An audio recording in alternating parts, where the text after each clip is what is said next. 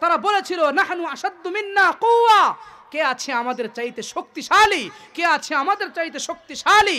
আল্লাহ তাদের দম্ভিকতাকে, আল্লাহ তাদের অহংকারকে চূর্ণ বিচূর্ণ করে দিয়া জাতিকে আল্লাহ তাআলা পৃথিবীর ইতিহাসে চির অমর করে রেখেছেন যে পৃথিবীতে যারাই নিজেদের দম্ভিকতা দেখাবে, যারাই নিজেদের অহংকার করবে, নিজেরা অহংকার করবে, তাদের ধ্বংস করতে আল্লাহ তাআলা বেশি সময় নেবেন না।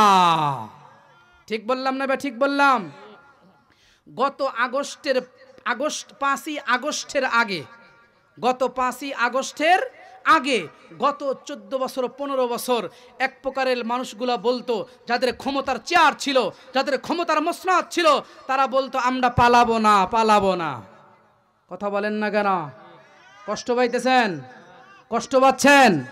তারা কি বলেছে? আমরা পালাবো না। কোথায় পালাবো? এদেশের মাটিতেই থাকবো। ওলামাদের উপরে নির্যাতন, আলেমদের উপরে নির্যাতন, মাসাজিদ মাদ্রাসার উপরে নির্যাতন, ওলামাদের উপরে নির্যাতনের স্টিম রুলার চালিয়ে তারা পুরা পৃথিবীটা, পুরা বাংলাদেশটা, এই দেশটাকে পুরা অস্থিতিশীল একটা পরিবেশ কায়েম করে দিয়েছিল। ঠিক বললাম না? ঠিক বললাম। বিনা অপরাধে ওলামাদের উপরে নির্যাতন, এই মাহফিলগুলোর উপরে হস্তক্ষেপ, দ্বীনি মজলিসগুলোর উপরে হস্তক্ষেপ, আলেমদেরকে বিনা অপরাধে মানে কারাবদ্ধ করে জেলের ভিতরে আবদ্ধ করে তারা প্রমাণ করেছে এরা ইসলামের পক্ষের শক্তি না, এরা ইসলামের বিপক্ষের শক্তি। আলহামদুলিল্লাহ, শিয়ালকোল যুব সমাজ কর্তৃক আয়োজিত বাৎসরিক মাহফিলের শ্রদ্ধাভাজন সম্মানিত সভাপতি সাহেব, উপস্থিত হজরত উলামায়ে কেরাম এবং ইসলাম দরদি তাওহীদি জনতার একাংশ, সর্বপ্রথম সে মহান আল্লাহ পাক রব্বুল আলামিনের দরবারে লাখ কোটি শুকর ও সুজুদ, যে রব আমাদের হায়াতকে আজকের এই মুহূর্ত পর্যন্ত লম্বা করেছেন, সুস্থ সবল রেখেছেন, সুস্থতা নিরাপত্তার সাথে জান্নাতি এ আয়োজনের মাঝে সাম্প্রতিককালের শ্রেষ্ঠ মানুষ উলামায়ে কেরামের থেকে পৃথিবীর শ্রেষ্ঠতম গ্রন্থ কোরআন ও হাদিসের আলোচনা বলা এবং শোনার যে তৌফিক আল্লাহ পাক আমাদেরকে দিয়েছেন, সেজন্য মোহাব্বত নিয়ে দিল থেকে আবেগের সাথে কণ্ঠে কণ্ঠ মিলে আল্লাহকে রাজি আর খুশি করার লক্ষ্যে সুউচ্চ আওয়াজে সকলেই কালিমাতুশ শুকুর আদায় করি আলহামদুলিল্লাহ। শত কোটি দরুদ সালাম মহানবী সাল্লাল্লাহু তাআলা আলাইহি ওয়াসাল্লামের উপরে, সকলেই এক মর্তবা পড়ি সাল্লাল্লাহু আলাইহি ওয়াসাল্লাম। মুহতারাম হাজিরিন, কোরআনুল কারীমের সূরা নূহ থেকে একখানা আয়াতে কারিমা আমি আপনাদের খেদমতে তেলাওয়াত করার সৌভাগ্য পেয়েছি। আল্লাহ পাক রব্বুল আলামিন যদি আমাকে তৌফিক দান করেন, তেলাওয়াতকৃত আয়াতে কারিমার উপরে আমি আপনাদের খেদমতে সুনির্ধারিত একটি বিষয়ের উপরে ইনশাআল্লাহ কোরআন ও হাদিস থেকে কিছু বলার জন্য ইচ্ছা পোষণ করেছি। মুহতারাম হাজিরিন, অল্প সময় আমি কথা বলবো। যে বিষয়টা নিয়ে আমি আপনাদের খেদমতে কথা বলতে চাচ্ছি, সে বিষয়টার বিষয়বস্তুর নাম হলো ইস্তেগফার। কি নাম ভাই? একটু জোরে বলেন। ইস্তেগফার অত্যন্ত দামি একটা জিনিস, অত্যন্ত দামি একটা জিনিস। এই ইস্তেগফার সম্পর্কে আলোচনা করতে গেলে আমরা মূলত কয়েকটা বিষয় নিয়ে আলোচনা করব। আমরা প্রথমে জানব ইস্তেগফার কাকে বলে, ইস্তেগফার কাকে বলে। এরপরে আমরা 2 নাম্বার যে বিষয়টা জানব, আলোচনা করব, সেটি হলো কোন কোন সময়ে আপনি ইস্তেগফার করবেন। 3 নাম্বার বিষয় হলো ইস্তেগফারের ফজিলত মর্যাদা। 4র্থ নাম্বার বিষয় হলো ইস্তেগফার নবী আলাইহিস সালাতু ওয়াস সালাম কতবার করতেন।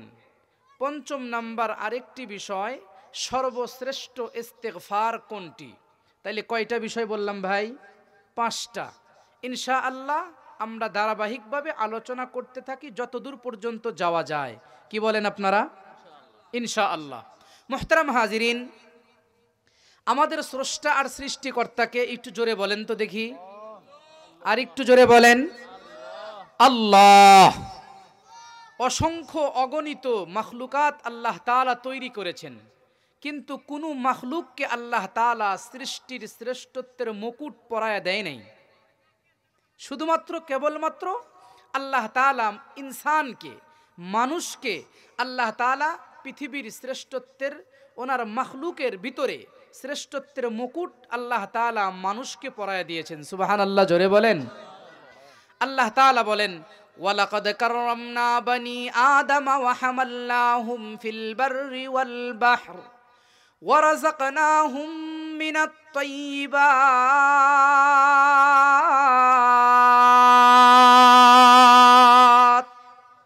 আল্লাহ তাআলা বলেন, আমি বনি আদমকে শুধু তৈরি করি নাই, বরং আমি বনি আদমকে পৃথিবীর শ্রেষ্ঠত্বের মর্যাদা দিয়া আশরাফুল মাখলুকাত বানায়া আমি বনি আদমকে পৃথিবীর ভিতরে পাঠায়া দিলাম। সুবহানাল্লাহ বলেন। মুহতারাম হাজিরিন, আপনি পৃথিবীর শ্রেষ্ঠ হবেন, আমি পৃথিবীর শ্রেষ্ঠ হব, এটার জন্য কি আল্লাহর কাছে আবেদন আর দরখাস্ত করেছি আমরা কেউ? বিনা আবেদনে, বিনা দরখাস্তে রব্বে করিম আমাদেরকে পৃথিবীর শ্রেষ্ঠ মর্যাদার অধিকারী বানিয়েছেন। সুবহানাল্লাহ, জোরে বলেন। মুহতারাম হাজিরিন, তাইলে যেই জিনিসটা যত দামি হয়, যেই জিনিসটা যত দামি হয়, সেই জিনিসটা আবার তত মানুষের কাছে একটা সময় আসে, যেটা যত দামি হয় সেটা যদি নষ্ট হয়ে যায় তাইলে সেটার মর্যাদা আর থাকে না। ঠিক না বে ঠিক? সেটার মর্যাদা আর থাকে না। তাইলে আমরা যেহেতু পৃথিবীর শ্রেষ্ঠ, একদম দামি যত মাখলুকাত আল্লাহ তাআলা তৈরি করেছেন, এর ভিতরে মানুষ সবচাইতে শ্রেষ্ঠ। এই মানুষের ভিতরে আবার উম্মতে মুহাম্মাদই শ্রেষ্ঠ। আল্লাহু আকবার। আল্লাহ বলেন, কুনতুম খায়রা উম্মাতিন উখরিজাত লিন্নাস। রব্বুল আলামিন বলেন, তোমাদেরকে পৃথিবীর শ্রেষ্ঠ বানায়া দিলাম, শুধুমাত্র কেবলমাত্র শ্রেষ্ঠত্বের মুকুট তোমাদেরকে পরায়া দিয়াই ক্ষান্ত হই নাই, বরং আমি রব্বুল আলামিন তোমাদেরকে বের করেছি শ্রেষ্ঠ উম্মত হিসাবে। কি হিসাবে ভাই? শ্রেষ্ঠ উম্মত। সকল উম্মতের ভিতরে শ্রেষ্ঠ উম্মত কারা? উম্মতে মুহাম্মাদি, উম্মতে মুহাম্মাদি।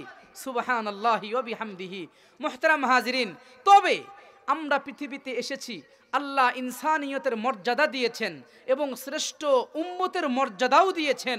তবে পৃথিবীতে চলতে ফিরতে, ঘুরতে ফিরতে, পৃথিবীতে অবস্থান করতে মালিকের সাথে ভুল ভ্রান্তি আর কুসুরি আর ত্রুটি বিচ্যুতি হবে কি হবে না? জোরে বলেন। গুনাহ, ত্রুটি বিচ্যুতি, তার হুকুম লঙ্ঘন হওয়া, তার আদেশ অমান্য হওয়া, এগুলা দোষের কিছু না। এগুলা কিসের কিছু না? দোষের কিছুই না। কাপড়, একটা উদাহরণ নেন। আমরা যে কাপড়গুলা পরিধান করি, এই কাপড়গুলা পৃথিবীর যেই উন্নত মার্কেট থেকে নিয়ে আসেন, যে জায়গা থেকে নিয়ে আসেন, এদেশের কোনো কাপড় যদি আপনার চয়েস না হয়, তাইলে যদি বাহির থেকে যদি কাপড় নিয়ে আসেন, যদি পোশাক বানিয়ে যদি এই জিসেমে, এই শরীরে যদি আপনি পরেন, বুঝে থাকলে বলুন, কাপড় শরীরে পরলে এ কাপড়ে ময়লা হবে কি হবে না? জোরে বলেন। ময়লা হবে। তবে কাপড় ময়লা হওয়া এটা কি দোষের? এটা দোষের না। তবে ময়লাযুক্ত কাপড় পরিধান করা, ময়লাকে ক্লিন না করা, পরিষ্কার না করা, এটা হলো অপরাধ। কি বলেন ভাই? কথা কি বুঝতেছেন আপনারা? বুঝতেছেন? কাপড় পরবেন, এটা ময়লা হবে, এটা ন্যাচারাল, এটা স্যাম্পল জিনিস, স্বাভাবিক একটা জিনিস, ময়লা হবে। তবে এই কাপড়, ময়লাযুক্ত কাপড়টা পরিধান করা, এটা হলো নোংরামি। এটা কি ভাই? নোংরামি। এটা পরিষ্কার না করা, এটা নোংরামি। ঠিক তদ্রূপ দুনিয়ার ভিতরে চলতে ফিরতে, উঠতে বসতে গুনাহ হবে, ভুল ভ্রান্তি হবে, আল্লাহ পাকের হুকুম আর বিধান লঙ্ঘন হবে। এটা দোষের কিছু না, এটা দোষের কিছু না। তবে দোষের হলো, অপরাধ হলো এই গুনাহগুলাকে মালিকের কাছ থেকে ক্ষমা না নেওয়া। বুঝাইতে পারছি কথা? এই গুনাহগুলা মালিকের কাছ থেকে ক্ষমা না নেওয়া, এটা হলো দোষের। এটা কি ভাই? দোষের। গুনাহ হবে, এটা স্বাভাবিক জিনিস।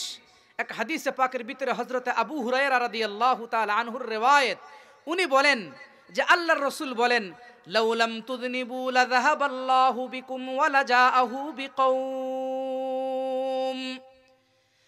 আল্লাহর পয়গম্বরের একজন জলিলুল কদর একজন সাহাবী হযরতে আবু হুরায়রা রাদিয়াল্লাহু তাআলা আনহু বলেন যে আল্লাহর পয়গম্বর বলেন, দুনিয়ার ভিতরে চলতে ফিরতে মানুষ তোমাদের গুনাহ হবে, তবে এই গুনাহটা অপরাধ না।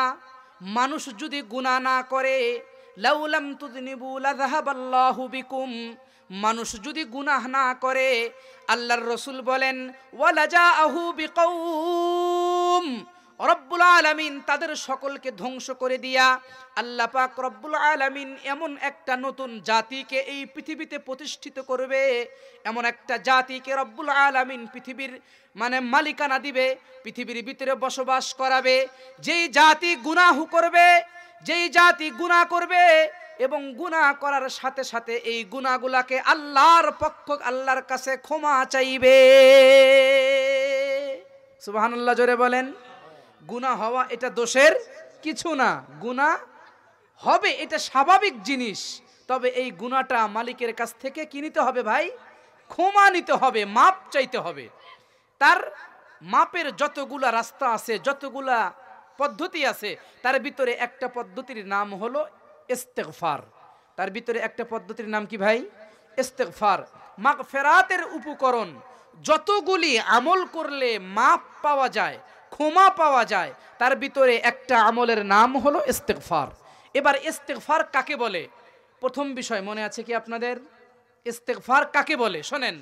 ইস্তেগফার বলা হয় নিজের কৃত গুনাহের উপরে লজ্জিত হওয়া, আন্নাদামাতু আলা যামবি, নিজের কৃত গুনাহের উপরে কি হওয়া ভাই? লজ্জিত হওয়া, এটাকে বলা হয় ইস্তেগফার। এটাকে কি বলা হয়? ইস্তেগফার বলা হয়। তাইলে দ্বিতীয় নাম্বার বিষয় আসেন যে কোন কোন সময় ইস্তেগফার করবেন, কোন কোন সময় ইস্তেগফার করবেন। তার ভিতরে একটা সময় হলো 5 ওয়াক্ত সালাতের পরে ইস্তেগফার করা। কয় ওয়াক্ত সালাত? 5 ওয়াক্ত নামাজের পরে ইস্তেগফার করবেন, এটা হলো একটা সময়। সাহাবী হযরতে সাওবান থেকে রওয়ায়াত আছে, আন সাওবান قال كان رسول الله صلى الله عليه وسلم إذا انصرف من صلاته। সাহাবী রাসূল হযরতে সাওবান রাদিয়াল্লাহু তাআলা আনহু বলেন যে আল্লাহর পয়গম্বর যখন নামাজ থেকে শেষ মুক্ত হতেন, যখন নামাজ শেষ হয়ে যেত, সালাম ফিরায়া দিতেন, ইস্তাগফার সালাস, আল্লাহর পয়গম্বর 3 বার ইস্তেগফার করতেন। কয়বার? 3 বার ইস্তেগফার করতেন।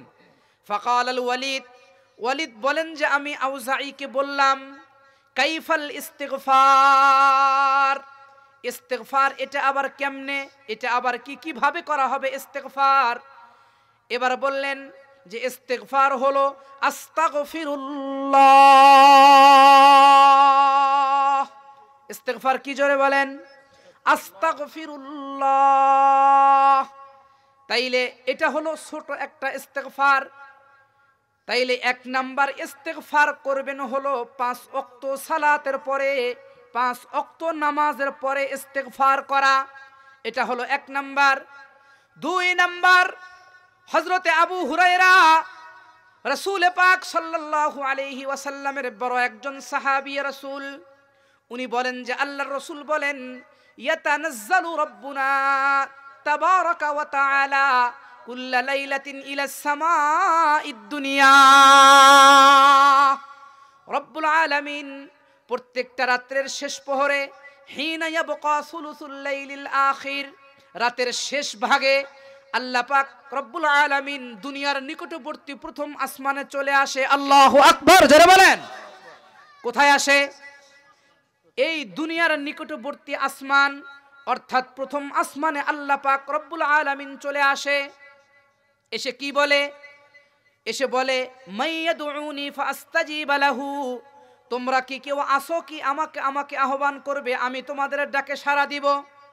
তোমরা কি কেউ আসো যে আমার কাছে দোয়া করবে, আমি তোমাদের দোয়াগুলোকে কবুল করব? মাইয়াসআলুনি ফাউতিয়াহু, আল্লাহ পাক রব্বুল আলামিন ডাক দিয়া বলেন, তোমরা কি কেউ আসো, তোমাদের কোনো কিছু চাওয়ার থাকলে আমার কাছে চাও, আমি তোমাকে সেটা দিয়ে দিব। সুবহানাল্লাহ বলেন। এরপরে বলেন, মাইয়াস্তাগফিরুনি ফাগফির লাহু, তোমরা কি কেউ আছো যে তোমরা আমার কাছে ক্ষমা চাইবে, আমি তোমাদেরকে মাফ করে দেব। আল্লাহু আকবার। তাইলে রাত্রের শেষ প্রহরে ইস্তিগফার করা। আল্লাহ পাক রব্বুল আলামিন সূরা জারিয়ার ভিতরে বলেন, ওয়াবিল আসহারি হুম ইস্তাগফিরুন। এই পৃথিবীর ভিতরে দুই ধরনের মানুষ আছে, তার ভিতরে এক প্রকারের মানুষ হলো রাত্রি যখন চলে আসে, রাত্রিকে সুবর্ণ সুযোগ মনে করে গুনাহের ভিতরে লিপ্ত হয়। ঠিক বললাম না? ঠিক বললাম? জোরে বলেন। চুরি, বাটপারি, ছিনতাই, রাহাজানি এইগুলার ভিতরে লিপ্ত হয়। আর এক প্রকারের মানুষ আছে এই রাত্রিকে সুবর্ণ সুযোগ মনে করে রাত্রের কিছু অংশে নিদ্রা যায়, কিছু অংশ ঘুমিয়ে যায়, এবং কিছু অংশ আল্লাহ পাকের কুদরতি কদমে সৌভাগ্যের প্রতীক নাকার কপাল ঠেকায়া নিজের কৃত গুনাহের উপরে লজ্জিত হয়া আল্লাহ পাকের কাছে নিজের গুনাহগুলাকে ক্ষমা চায়। ঠিক বললাম না? ঠিক বললাম? পৃথিবীতে এমনও কিছু মানুষ আছে, আল্লাহ তাআলা বলেন, ওয়াবিল আসহারি হুম ইস্তাগফিরুন, তারা রাত্রের খুব কম অংশই কি যায়, শেষ প্রহরে, কানু কলিলাম মিনাল লাইলি মা ইয়াহজাউন, অল্প সময় তারা রাত্রে ঘুমায়, শেষ প্রহরে তারা ইস্তিগফার করে। কোরআনে কারীমে সূরা আলে ইমরানে এসেছে, ওয়াল মুস্তাগফিরিনা বিল আসহার, ওয়াল মুস্তাগফিরিনা বিল আসহার, শেষ প্রহরে ইস্তিগফার করা। শেষ প্রহরে কি করা ভাই? ইস্তিগফার করা। তাইলে 2 নাম্বার ইস্তিগফার কখন করবেন? শেষ রাত্রে। কোন সময়? শেষ রাত্রে। 2 নাম্বার ইস্তিগফারের টাইম।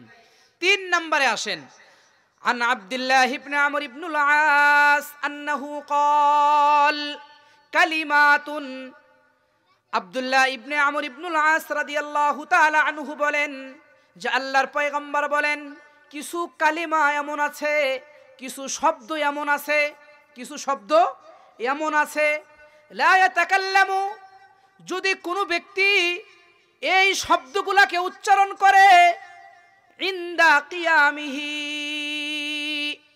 কোন মজলিসের ভিতরে, লা ইয়াতাকাল্লামু বিহিন্না ইহদাহুন্না ফি মাজলিসিহি ইনদা কিয়ামিহি সালাসা মাররাত, 3 বার যদি উচ্চারণ করে এই শব্দগুলা, তাইলে ওই মজলিসের যদি কোনো গুনাহ হয়ে থাকে ওই মজলিসে, তাইলে রব্বুল আলামিন হাবিব কিবরিয়াকে দিয়া বলেন যে ইল্লা কুফিরা বিহিন্না আনহু, তাইলে ওই মজলিসের গুনাহের কাফফারা হয়ে যায়।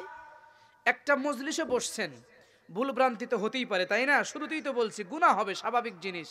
তবে মজলিস শেষে উঠে যাওয়ার সময় যদি এই কয়েকটা শব্দ যদি কেউ পড়ে, তাইলে এই মজলিসের ভিতরে যেই ত্রুটি বিচ্যুতিগুলা প্রকাশ পেয়েছে, গুনাহগুলা প্রকাশ পেয়েছে, ওই গুনাহগুলাকে আল্লাহ তাআলা মাফ করে দেন। সুবহানাল্লাহ, জোরে বলেন। এরপরে বলা হয়েছে, যদি কোনো জিকিরের মজলিস বা কল্যাণের মজলিস, ভালো মজলিসে যদি বসে, তাইলে কি হয়? ভালো মজলিসে যদি বসে, কল্যাণের মজলিসেও যদি বসে, আল্লাহর রাসূল বলেন যে তাইলে এটা তাদের জন্য আরো বেশি কল্যাণকর হয়ে যায়। সুবহানাল্লাহ, জোরে বলেন। সেই দোয়াটা কি? সুবহানাকা আল্লাহুম্মা ওয়া বিহামদিকা লা ইলাহা ইল্লা আনতা আস্তাগফিরুকা ওয়া আতুবু ইলাইহি। এই দোয়াটা যদি কেউ পড়ে কোনো মজলিসে বসার শেষে বা একদম শুরুতে বা শেষে উঠে যাওয়ার পরে যদি এই দোয়াটা পড়ে, মজলিসের সকল ত্রুটি বিচ্যুতি আল্লাহ তাআলা মাফ করে দেন। সুবহানাল্লাহ, জোরে বলেন। আর যদি কোনো কল্যাণের মজলিসে পড়ে, ভালো জায়গায় পড়ে, তাহলেও আল্লাহ তাআলা আরো বেশি কল্যাণ দান করেন। সুবহানাল্লাহ। দোয়াটা তো পারেন মনে হয় অনেকেই, তাই না? তাইলে 3 নাম্বার, কোনো মজলিসে বসলে শেষে আস্তাগফার পড়া। শেষে কি পড়া? ইস্তেগফার পড়া বা আস্তাগফার পড়া। এটা হলো 3 নাম্বার। 4 নাম্বারে আসেন, নামাজ পড়েন না, সুন্নত নামাজ, নফল নামাজ, তাহাজ্জুদ নামাজ, বিভিন্ন নামাজই তো আপনারা পড়েন। তো এই নামাজের রুকুর ভিতরে, কোথায়? রুকুর ভিতরে, রুকুর ভিতরে আন মাসরুকিন আন আয়েশা রাদিয়াল্লাহু তাআলা আনহা ক্বালাত কানা নবী সাল্লাল্লাহু আলাইহি ওয়াসাল্লাম, আম্মাজান হযরতে আয়েশা সিদ্দিকা রাদিয়াল্লাহু তাআলা আনহা riwayat করেন যে আল্লাহর পয়গম্বর কানা ইয়াকুলু ফি রুকুইহি, আল্লাহর পয়গম্বর তার রুকুর ভিতরে এই দোয়াটা পড়তেন, সুবহানাকা আল্লাহুম্মা রাব্বানা ওয়া বিহামদিকা আল্লাহুম্মা গফিরলি। আল্লাহ আপনার পবিত্রতা বর্ণনা করিলাম এবং আপনার প্রশংসা করিলাম, আল্লাহুম্মা গফিরলি, আল্লাহ আপনি আমাকে মাফ করে দেন। সুবহানাল্লাহ, জোরে বলেন। আল্লাহ আমাকে কি করে দেন? মাফ করে দেন, ক্ষমা করে দেন। তাইলে চতুর্থ নাম্বার হলো নামাজের রুকুর ভিতরে পড়া। কোথায়? নামাজের রুকুর ভিতরে ইস্তেগফার করা, এটা হলো চতুর্থ নাম্বার। পঞ্চম নাম্বার নামাজের সিজদার ভিতরে পড়া। আন আবি হুরাইরাতা রাদিয়াল্লাহু তাআলা আনহু ক্বাল কানা নবী সাল্লাল্লাহু আলাইহি ওয়াসাল্লাম ফি সুজুদিহি, আল্লাহর পয়গম্বর তার সিজদার ভিতরে পড়তেন, আল্লাহুম্মা গফিরলি যামবি কুল্লাহু দিক্কাহু ওয়া জিল্লাহু ওয়া আউওয়ালাহু ওয়া আখিরাহু ওয়া আলানিয়াতাহু ওয়া সিররাহু। অর্থাৎ আল্লাহ, আল্লাহুম্মা গফিরলি যামবি, আল্লাহ আমার গুনাহগুলোকে মাফ করেন, ছোটগুলোকে মাফ করেন, বড়গুলোকে মাফ করেন, প্রথমের গুনাহ মাফ করেন, শেষের গুনাহ মাফ করেন, এবং প্রকাশ্য গুনাহগুলো কি ক্ষমা করেন, অপ্রকাশ্য গুনাহগুলোকে ক্ষমা করেন। আল্লাহু আকবার, জোরে বলেন। কি দোয়া পড়তেন? আল্লাহুম্মা গফিরলি যামবি, আল্লাহ আমার গুনাহগুলোকে মাফ করেন, কুল্লাহু দিক্কাহু ওয়া জিল্লাহু ওয়া আউওয়ালাহু ওয়া আখিরাহু ওয়া আলানিয়া ওয়া সিররাহু, আল্লাহ আমার ছোট বড়, প্রথম এবং শেষ গুনাহগুলোকে আপনি মাফ করে দেন। তাইলে 5 নাম্বার নামাজের সিজদার ভিতরে ইস্তেগফার করা, নামাজের সিজদার ভিতরে কি করা? ইস্তেগফার করা, এটা হলো 5 নাম্বার।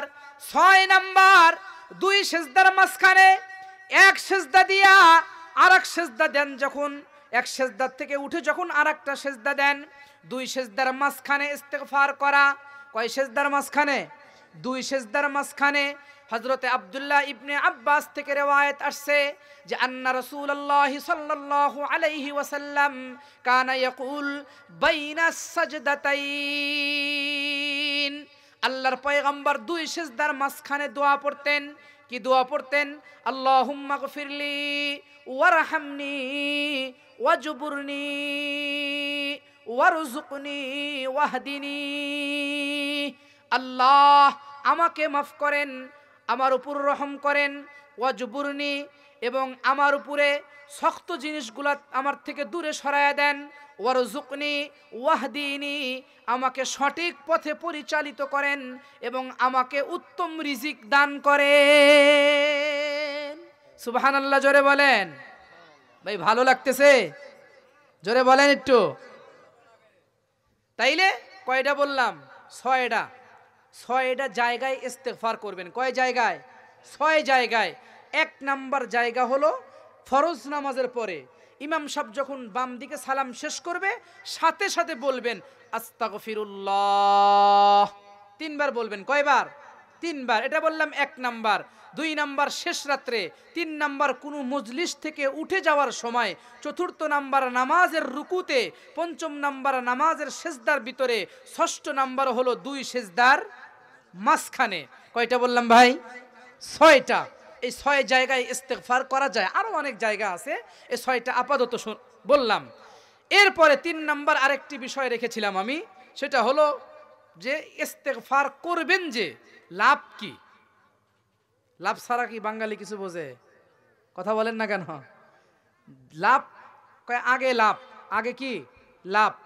এই জন্য লাভটা কি এটা শোনেন। লাভ হলো সূরা আনফালে আল্লাহ তাআলা বলেন 1 নাম্বার লাভ, ভালো করে বুঝবেন। কয় নাম্বার লাভ? 1 নাম্বার লাভ, عن أبي بردة بن أبي موسى عن أبيه قال قال رسول الله صلى الله عليه وسلم أنزل الله علي أمانين لأمتي الله أكبر হযরতে বুরদা ইবনে মুসা বলেন যে আল্লাহর পয়গম্বর বলেন যে রব্বুল আলামিন আমার উম্মতের জন্য দুইটা নিরাপত্তা নাজিল করেছে। কয়টা নিরাপত্তা? দুইটা নিরাপত্তা। এরপরে রাসূল তেলাওয়াত করলেন ওয়ামা কানাল্লাহু লিয়ুআযযিবাহুম ওয়া আনতা ফীহিম ওয়ামা কানাল্লাহু মুআযযিবাহুম ওয়ামা কানাল্লাহু মুআযযিবাহুম ওয়া হুম ইস্তাগফিরুন। এক নাম্বার হলো যে আল্লাহ পাক রব্বুল আলামিন বলেন যে হাবিব আপনি যতদিন পর্যন্ত আপনার উম্মতের ভিতরে থাকবেন ততদিন পর্যন্ত আপনার উম্মতকে আযাবে পাকড়াও করব না, আযাব দিব না। এটা কয় নাম্বার? এক নাম্বার নিরাপত্তা। তো রাসূল কি আর আমাদের মাঝে আছেন? জোরে বলেন, রাসূল কি আমাদের মাঝে আছেন? নাই। দুই নাম্বার হলো ওয়ামা কানাল্লাহু মুআযযিবাহুম ওয়া হুম ইস্তাগফিরুন। দুই নাম্বার আপনার উম্মত যতক্ষণ পর্যন্ত ইস্তিগফার করবে, ইস্তিগফারের আমল করবে, ততক্ষণ পর্যন্ত আপনার উম্মতকে আযাবে পাকড়াও করব না। সুবহানাল্লাহ, জোরে বলেন। তাইলে কত বড় লাভ হিসাব করছেন? তাইলে এক নাম্বার লাভ কি? ইস্তিগফারের বদৌলতে, ইস্তিগফারের কারণে আল্লাহ পাকের আযাব আর গজব থেকে মুক্ত থাকা যায়। সুবহানাল্লাহ, জোরে বলেন। ইস্তিগফারের কারণে কি কি পাওয়া যায়? আসমানি গজব আর আযাব থেকে মুক্ত থাকা যায়। এটা হলো এক নাম্বার লাভ। হাদিসের শেষে রাসূল বলেন ইযা মাযাইতু তারাকতু ফীহিমুল ইস্তিগফার ইলা ইয়াউমিল কিয়ামা। আমি তো চলে গেলাম, তবে কিয়ামত পর্যন্ত তোমাদের ভিতরে ইস্তিগফার রেখে গেলাম। কিয়ামত পর্যন্ত তোমাদের ভিতরে ইস্তিগফার রেখে গেলাম। তাইলে এক নাম্বার লাভ হলো আল্লাহ পাকের আযাব থেকে মুক্তি পাওয়া যায়, আল্লাহ পাকের আযাব থেকে মুক্তি পাওয়া যায়। দুই নাম্বার লাভ আল্লাহ তাআলা বলেন ওয়ামান ইয়ামাল সুআন আও ইয়াযলিম নাফসাহু সুম্মা ইয়াস্তাগফিরিল্লাহ ইয়াজিদিল্লাহ গফুরার রহিমা। রব্বুল আলামিন জানায় দিলেন বান্দা কোন ব্যক্তি যদি তার নিজের নফসের উপরে জুলুম করে এবং কোন গুনাহের কাজ করে ফেলে, এরপরে যদি ইস্তিগফার করে, তাইলে রব্বুল আলামিনকে পাবে দয়াশীল হিসাবে এবং তার গুনাহগুলোকে ক্ষমাকারী হিসাবে। আল্লাহু আকবার। তাইলে দুই নাম্বার হলো ইস্তিগফারের কারণে আল্লাহ পাকের পক্ষ থেকে ভালোবাসা পাওয়া যায় এবং মাগফিরাত পাওয়া যায়। বুঝাইতে পারছি কি কথাটা আপনাদেরকে? দুই নাম্বার ইস্তিগফারের কারণে আল্লাহ পাকের মহব্বত আর ভালোবাসা আর ক্ষমা পাওয়া যায়। কারণ শয়তান তো আল্লাহ পাক রব্বুল আলামিনের কাছ থেকে পারমিশন নিয়ে এসেছে। আন আবি সাঈদ আল খুদরি রাদিয়াল্লাহু তাআলা আনহু قال, হযরতে আবু সাঈদ খুদরি থেকে একটা riwayat আসছে, আল্লাহর পয়গম্বর বলেন যে ইবলিস আল্লাহ পাককে ডাক দিয়া বললেন যে ফাবি ইজ্জাতিকা ওয়া জালালিক লা আবরাহু বি বনি আদম মা দামাতিল আরওয়াহু ফীহিম। আল্লাহ, আমি আপনার কাছে অবকাশ চাই। কি অবকাশ চাও? যে আপনার বান্দাদেরকে আমি পথভ্রষ্ট করব, বিপদগামী করব, গুনাহের কাজের ভিতরে ইনভলভ করব, গুনাহের ভিতরে লিপ্ত করে দিব যতক্ষণ পর্যন্ত আপনার বান্দারা জীবিত থাকে। আল্লাহ পাক অবকাশ দিয়া দিলেন। এরপরে আল্লাহ বললেন ফাকাল আল্লাহু তাবারাকা ওয়া তাআলা, রব্বুল আলামিন জানায়া দিলেন ইবলিস শোন শোন শোন, ফাবি ইজ্জাতি ওয়া জালালি। আল্লাহু আকবার। আল্লাহ পাক ডাক দিয়া বললেন ইবলিস শোন, আমার ইজ্জত এবং জালালাতের কসম করে আমি আল্লাহ তাআলা বললাম যে যতক্ষণ পর্যন্ত আমার বান্দারা জীবিত থাকবে এবং গুনাহের ভিতরে লিপ্ত হবে, এরপরে যখনই ইস্তেগফার করবে আমি রব্বুল আলামিন আমার বান্দাদের গুনাহগুলা, বান্দার ইস্তেগফার করতে দেরি হবে কিন্তু আমি আল্লাহ আমার বান্দার গুনাহগুলা ক্ষমা করতে মুহূর্তকাল দেরি করব না।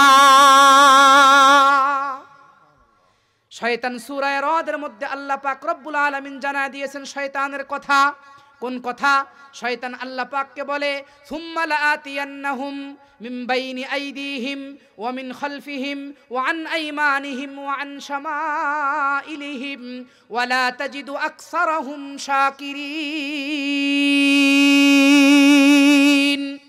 আল্লাহ শয়তানকে বলেছে, আল্লাহ আপনার বান্দাদেরকে ডান দিক থেকে আক্রমণ করব, পিছন দিক থেকে আক্রমণ করব, সামনে থেকে আক্রমণ করব, বাম দিক থেকে আক্রমণ করব।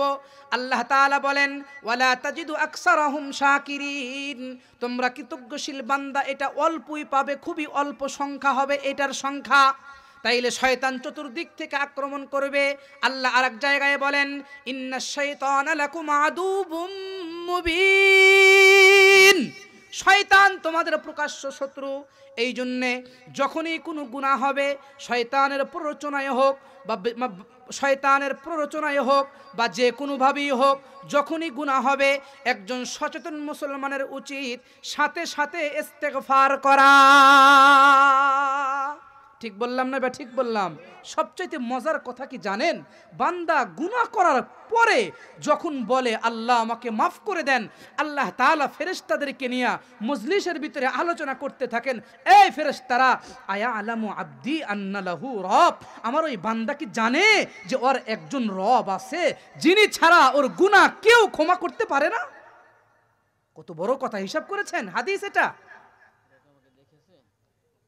আয়া আলামু আব্দি আন্না লাহু রব, ওরা কি জানে যে আমার বান্দারা কি জানে যে ওদের একজন রব আছে, যে রব ছাড়া ওদের গুনাহ কেউ ক্ষমা করতে পারবে না? চিল্লায়া বলেন তো দেখি, গুনাহ আল্লাহ ছাড়া ক্ষমা করনে ওয়ালা কোন জাত আছে? আরো জোরে বলেন, আছে? একমাত্র ক্ষমাকারী কে? জোরে বলেন, আরো জোরে বলেন, কে? আল্লাহ। তাইলে 2 নাম্বার লাভ হলো ইস্তেগফারের বদৌলতে আল্লাহর পক্ষ থেকে মাপ আর ক্ষমা আর ভালোবাসার পাওয়া যায়। কয় নাম্বার লাভ এটা? 2 নাম্বার লাভ। 3 নাম্বার লাভ শোনেন, ওয়া কওমি ইস্তাগফিরু রাব্বাকুম সুম্মা তুবু ইলাইহি ইরসিলিস সামা আলাইকুম মিদরারা ওয়া ইউমদিদুকুম ইরসিলিস সামা আলাইকুম মিদরারা ওয়া ইয়াজিদকুম কুওয়াতান ইলা কুওয়াতিকুম ওয়া লা তাতাওয়াল্লাউ মুজরিমিন। রব্বুল আলামিন বলেন 3 নাম্বার লাভ হলো ইস্তেগফারের বদৌলতে শারীরিক শক্তি, রূহানি শক্তি অর্থাৎ শক্তি বৃদ্ধি হয়। আল্লাহু আকবার, জোরে বলেন। কি বৃদ্ধি হয়? জোরে বলেন। শক্তি বৃদ্ধি হয়। ওয়ায়াজিদকুম কুওয়াতান ইলা কুওয়াতিকুম। রব্বুল আলামিন যদিও এই আয়াতটা হযরতে হুদ আলাইহিস সালাতু ওয়াস সালাম তার সম্প্রদায়কে উদ্দেশ্য করে আল্লাহ তাআলা নাজিল করেছেন, আল্লাহ তাআলা হযরতে হুদ আলাইহিস সালাতু ওয়াস সালামের কথাটাকে কোরআনে কারীমের ভিতরে উল্লেখ করে দিয়েছেন। আল্লাহর পয়গম্বর হযরতে হুদ ওনার জাতিকে বলতেছিলেন, হে আমার জাতি, ইস্তাগফিরু রাব্বাকুম সুম্মা তুবু ইলাইহি, তোমরা তোমাদের রবের কাছে ইস্তেগফার করো এবং তোমরা তোমাদের রবের কাছে তওবা করো। কি করো? তওবা করো আর ইস্তেগফার করো। তোমরা তোমাদের রবের কাছে তওবা আর ইস্তেগফার করো। তাইলে তওবা আর ইস্তেগফার করলে তোমাদের রব কি দিবেন? তোমাদের রব আসমান থেকে বারিশ নাজিল করবে, বৃষ্টি দিবে। ওয়ায়াজিদকুম কুওয়াতান ইলা কুওয়াতিকুম। 2 নাম্বার হলো এই আয়াতের ভিতরে আল্লাহ তাআলা বলেন যে তোমাদেরকে আল্লাহ তাআলা শক্তি বৃদ্ধি করে দিবেন। কি বৃদ্ধি করে দিবেন? শক্তি বৃদ্ধি করে দিবেন। রূহানি শক্তি বৃদ্ধি হবে। রূহানি শক্তি যদি বৃদ্ধি হয়, ঈমানের কুওয়াত যদি বৃদ্ধি হয়, ঈমানের শক্তি যদি বৃদ্ধি হয়, বলুন তো দেখি পৃথিবীর মুসলমানদের কি আর কোনো চিন্তার কারণ আছে? আর জোরে বলেন। হযরতে হুদ আলাইহিস সালাতু ওয়াস সালাম আদ জাতি। কোন জাতি ভাই? আদ জাতি। আপনাদের কি ভালো লাগতেছে? হযরতে হুদ আলাইহিস সালামের সম্প্রদায় আদ নবী আলাইহিস সালাম তাদেরকে দাওয়াত দিয়েছিলেন তাওহীদের পক্ষে, একত্ববাদী আল্লাহর পক্ষে দাওয়াত দিয়েছিলেন, শিরিক আর মানে মূর্তিগুলার বিপক্ষে কথা বলেছিলেন, একনিষ্ঠভাবে দাওয়াত দিয়েছিলেন, কোনো প্রকারের পারিশ্রমিক চান নাই। ইয ক্বালা লাহুম আখুহুম হুদুন আলা তাত্তাকুন ইন্নী লাকুম রাসূলুন আমিন ফাত্তাকুল্লাহা ওয়া আতিউন ওয়ামা আসআলুকুম আলাইহি মিন আজর ইন আজরিয়া ইল্লা আলা রাব্বিল আলামিন। কোনো প্রতিদান চাই না, আল্লাহকে ভয় করো, একত্ববাদী খোদার ইবাদত করো, শিরিক আর মূর্তিগুলাকে বিসর্জন দাও, শিরিক আর মূর্তিগুলাকে ছেড়ে দাও। কিন্তু জাতি বড় নিমক হারাম, জাতি বড় নিমক হারাম। ওরা বলতেছিল নাহনু আসাদ্দু মিন্না কুওয়া। কি বলতেছিল? নাহনু আসাদ্দু মিন্না কুওয়া। হুদ কি কয়? হুদ এগুলা কি বলে? আমাদের চাইতে শক্তিশালী কি আর পৃথিবীতে কেউ আছে নাকি? সূরা শুআরার মধ্যে আসছে, সূরা শুআরার মধ্যে আসছে 19 নম্বর পারায়, আতাবনুনা বিকুল্লি রিইন আয়াতান তাবাসুন। সূরা হুদের ভিতরে আসছে, পাহাড় কেটে কেটে তাদের গৃহ নির্মাণ করত, ঘর বানাইতো। তাহলে কি পরিমাণ শক্তিশালী ছিল।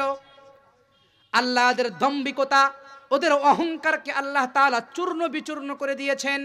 সূরা হাক্কার ভিতরে রব্বুল আলামিন জানায় দিলেন, আল হাক্কাতু মাল হাক্কা ওয়া মা আদরাকা মাল হাক্কা কাযযাবাত সামুদ ওয়া আদুম বিল কারিআহ فأما ثمود فأهلكوا بريح صرصر عاتية سخرها عليهم 7 ليال و8 أيام حسوما فترى القوم فيها صرعا। আমাদের ভিতরে, আমাদের এলাকাতে ঝড় আর বৃষ্টি হইলে, তুফান হইলে কেমন সকালবেলায় দেখা যায় কোথাকার খড়কুটা কোন জায়গায় পড়ে আছে। ঠিক বললাম না? ঠিক বললাম? কথা বলেন না কেন? খড়কুটা কোন জায়গায় পড়ে আছে? ফাতারাল কওমা ফিহা সরআ। আল্লাহ তাআলা বলেন 7 লায়াল, 7 রাত 8 দিন। কয় রাত? 7 লায়াল ওয়া 8 আইয়াম, 7 রাত 8 দিন তুমুল আযাব। শেষ পর্যন্ত একদম শেষের দিকে যায় আল্লাহ বলেন ফাতারাল কওমা ফিহা সরআ। তারা খড়কুটোর ন্যায় তাদেরকে দেখতে পেলেন যে তারা খড়কুটোর ন্যায় পড়ে আছে। কত বড় একটা জাতি! এ ভাই কথা বলেন না কেন? কত বড় বলিষ্ঠ একটা জাতি ছিল। তারা বলেছিল নাহনু আসাদ্দু মিন্না কুওয়া। কে আছে আমাদের চাইতে শক্তিশালী? কে আছে আমাদের চাইতে শক্তিশালী? আল্লাহ তাদের দম্ভিকতাকে, আল্লাহ তাদের অহংকারকে চূর্ণ বিচূর্ণ করে দিয়া জাতিকে আল্লাহ তাআলা পৃথিবীর ইতিহাসে চির অমর করে রেখেছেন যে পৃথিবীতে যারাই নিজেদের দম্ভিকতা দেখাবে, যারাই নিজেদের অহংকার করবে, নিজেরা অহংকার করবে, তাদের ধ্বংস করতে আল্লাহ তাআলা বেশি সময় নেবেন না। ঠিক বললাম না? ঠিক বললাম? গত 5ই আগস্টের আগে, গত 5ই আগস্টের আগে, গত 14 বছর 15 বছর এক প্রকারের মানুষগুলা বলতো, যাদের ক্ষমতার চেয়ার ছিল, যাদের ক্ষমতার মসনদ ছিল, তারা বলতো আমরা পালাবো না, পালাবো না। কথা বলেন না কেন? কষ্ট পাইতেছেন? কষ্ট পাচ্ছেন? তারা কি বলেছে? আমরা পালাবো না। কোথায় পালাবো? এদেশের মাটিতেই থাকবো। ওলামাদের উপরে নির্যাতন, আলেমদের উপরে নির্যাতন, মাসাজিদ মাদ্রাসার উপরে নির্যাতন, ওলামাদের উপরে নির্যাতনের স্টিম রুলার চালিয়ে তারা পুরো পৃথিবীটা, পুরো বাংলাদেশটা, এই দেশটাকে পুরো অস্থিতিশীল একটা পরিবেশ কায়েম করে দিয়েছিল। ঠিক বললাম না? ঠিক বললাম? বিনা অপরাধে ওলামাদের উপরে নির্যাতন, এই মাহফিলগুলোর উপরে হস্তক্ষেপ, দ্বীনি মজলিসগুলোর উপরে হস্তক্ষেপ, আলেমদেরকে বিনা অপরাধে মানে কারাবদ্ধ করে, জেলের ভিতরে আবদ্ধ করে তারা প্রমাণ করেছে এরা ইসলামের পক্ষের শক্তি না, এরা ইসলামের বিপক্ষের শক্তি। মুহতারাম হাজরিন, হিসাব করেন, দাঁড়ান, কতগুলা আলেমকে তারা নির্যাতন নিপীড়ন করেছে। আল্লামা দিলওয়ার হোসাইন সাইদি রাহিমাহুল্লাহ দলমত নির্বিশেষে প্রত্যেকটা মানুষের ভালোবাসার একটা জায়গা ছিল। কি বলেন? দলমত নির্বিশেষে প্রত্যেকটা মানুষের ভালোবাসার একটা জায়গা ছিল। সেই লোকটাকে তারা কারারুদ্ধ করে, কারাবরণ করিয়ে সুদীর্ঘ প্রায় 1 যুগের মতো কারারুদ্ধ রেখে তারা তাকে তিলে তিলে হত্যা করেছে। শাইখুল হাদিস ইবনে শাইখুল হাদিস আল্লামা মামুনুল হক হাফিজাহুল্লাহ এখন পর্যন্ত বাংলার মাটিতে আছেন। জিন্দা শাহজালাল বেচারাকে দেখেন আপনারা, অজগবি ওয়াহেতুক এক মামলা দিয়া, ওয়াহেতুক এক কোনো কিছু দিয়া 3 বছর কারারুদ্ধ করে রাখলো। এটা হাতে গোনা 2-1 জন, এরকম অসংখ্য অগণিত আছে। আর দম্ভিকতার ক্ষমতার চেয়ার আর পাওয়ার পায়া বলতো আমরা পালাবো না। শেষ পর্যন্ত ছাত্র অভ্যুত্থানের মাধ্যমে 5ই আগস্টে দুপুরের ভাতটা পর্যন্ত খাইতে পারে না, পালাতে বাধ্য হয়েছে। পৃথিবীর ইতিহাস এটা প্রমাণ করেছে, যারা জুলুম করেছে, পৃথিবীর ইতিহাসে যারা অন্যায় করেছে, পৃথিবীর ইতিহাসে যারা অপরাধ করেছে, ইতিহাস তাদের কাউকে ক্ষমা করে নাই। কিয়ামত পর্যন্ত যারা আসবে, যারা জালেম হবে, যারা জুলুম করবে, পৃথিবীর ইতিহাস ক্ষমা করে নাই। কিয়ামত পর্যন্ত তাদেরকে কেউ ক্ষমা করবে না। কিয়ামত পর্যন্ত তাদেরকে কেউ কি করবে না? ক্ষমা করবে না। ক্ষমতা যতই শক্তিশালী হোক, আপনার ক্ষমতা যত বড়ই হোক, এই ক্ষমতা কি চিরস্থায়ী? কথা বলেন না কেন? ক্ষমতা কি চিরস্থায়ী নাকি শেষ হয়ে যাবে? ক্ষমতা চিরস্থায়ী না, ক্ষমতা অস্থায়ী। যে কোনো সময় যে কারুর পতন হতে পারে, যে কোনো সময় যে কারুর চেয়ার আর গদি চলে যেতে পারে। চেয়ার আর গদি পাইলেন আর মনে করলেন আল্লাহ আমাকে সম্মান ইজ্জত দিল, আর গদি নাই, আপনাকে আল্লাহ বেইজ্জতি করলো। বিষয়টা কি এমন? কথা বলেন না কেন? আল্লাহ তাআলা বলেন, কুলিল্লাহুম্মা মালিকাল মুলকি তুতিল মুলকা মান তাশা ওয়া তুইজ্জু মান তাশা ওয়া তুযিল্লু মান তাশা বিয়াদিকাল খায়র ইন্নাকা আলা কুল্লি শাইইন কাদির। সব কিছুর ক্ষমতার মালিক কে? জোরে বলেন আল্লাহ। সব কিছুর ক্ষমতার মালিক কে? আল্লাহ। তাকবীর, নারে তাকবীর। দ্বিতীয় বক্তার আগমন, শুভেচ্ছায় স্বাগতম এশিয়াল কোলের পক্ষ থেকে। নারে তাকবীর। তাইলে ক্ষমতার মালিক কে? জোরে বলেন, আরো জোরে বলেন কে? পৃথিবীর কোন ব্যক্তি, পৃথিবীর কোন চেয়ারম্যান, এমপি, মেম্বার, মন্ত্রী, সরকার কি চির ক্ষমতার অধিকারী হতে পারে? অসম্ভব, এটা হতে পারে না। সেজন্য মুসলমান ইস্তেগফারের মাধ্যমে রুহানি কুওয়াত বাড়াও, ইস্তেগফারের মাধ্যমে রুহানি শক্তিকে বাড়াও, ইস্তেগফারের মাধ্যমে রুহানি জজবাকে বাড়াও, রুহানি শক্তিকে বাড়াও। মুসলমান যদি ইস্তেগফারের মাধ্যমে রুহানি শক্তি বৃদ্ধি করতে পারে, পৃথিবীর সকল বাতিল মুসলমানদের কাছে মাথা নত করতে বাধ্য হবে। ঠিক বললাম না? বা ঠিক বললাম? বাংলাদেশের বর্তমান যে অবস্থা দেখেন না, ইস্যুর পরে ইস্যু, একটার পরে এক ইস্যু। ইসকন এক ইস্যু, ইসকন এক ইস্যু।